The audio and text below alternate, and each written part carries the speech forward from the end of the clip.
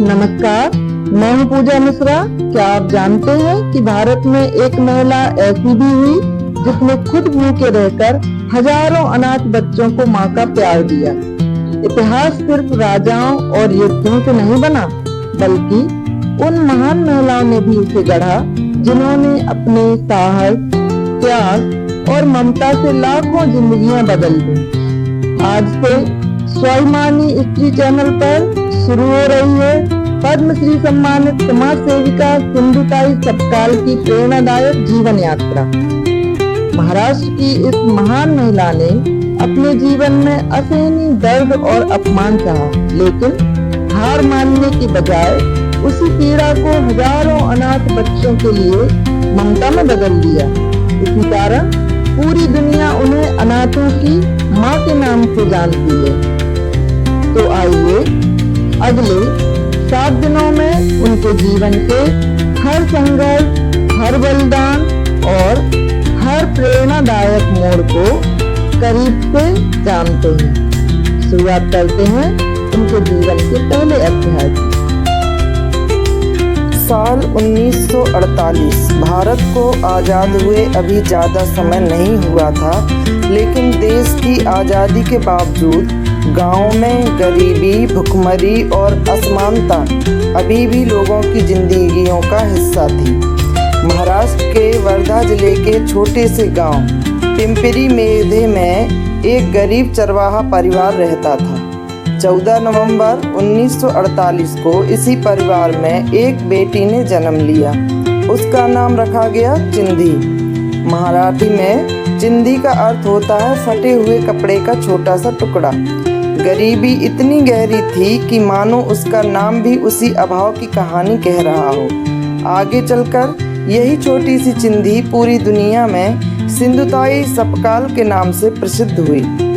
उस समय बहुत से परिवारों में बेटी का जन्म खुशी नहीं बल्कि बोझ माना जाता था।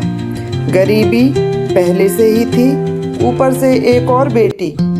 लोगों की सोच ऐसी ही थी। शायद किसी ने नहीं सोचा होगा कि यही बच्ची एक दिन हजारों अनाथ बच्चों की माँ कहलाएगी। सिंधुताई के पिता अभिमानजी साठे एक साधारण चरवाहे थे। वे अधिक पढ़े लिखे नहीं थे, लेकिन शिक्षा का महत्व समझते थे।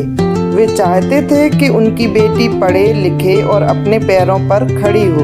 दूसरी ओर परिवार की आर्थिक तंगी और समाज की पुरानी सोच लड़कियों की पढ़ाई के रास्ते में बड़ी बाधा थी।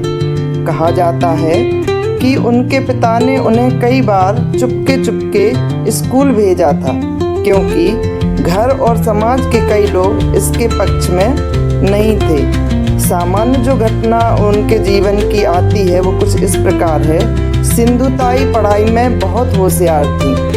उन्हें किताबों से बेहद लगाव था और हर नया पाठ उन्हें एक नई दुनिया जैसा लगता था। विभिन्न स्रोतों के अनुसार लेकिन गरीबी अक्सर सपनों से बड़ी साबित होती है। परिवार की मजबूरियों के कारण उनकी पढ़ाई 4ठी कक्षा के बाद ही रुक गई। इसके बाद छोटी सी उम्र में ही उन्हें घर के काम, मवेशी चराना और खेतों में परिवार का हाथ बटाना पड़ा।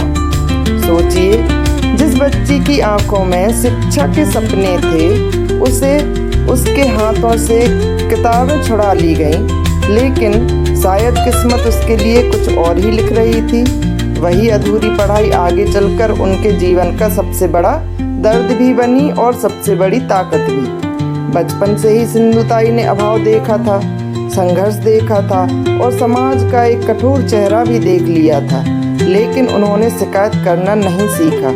शायद यही संघर्ष उन्हें भीतर से इतना मजबूत बना रहा था कि एक दिन वे हजारों बेसहारा बच्चों का सहारा बन सकीं। आज की कहानी हमें यह सिखाती है कि किसी इंसान की शुरुआत चाहे कितनी भी साधारण क्यों ना हो, उसका भविष्य उसके साहस और कर्म तय करते हैं। लेकिन यह तो उनके जीवन के संघर्ष का पहला अध्याय था।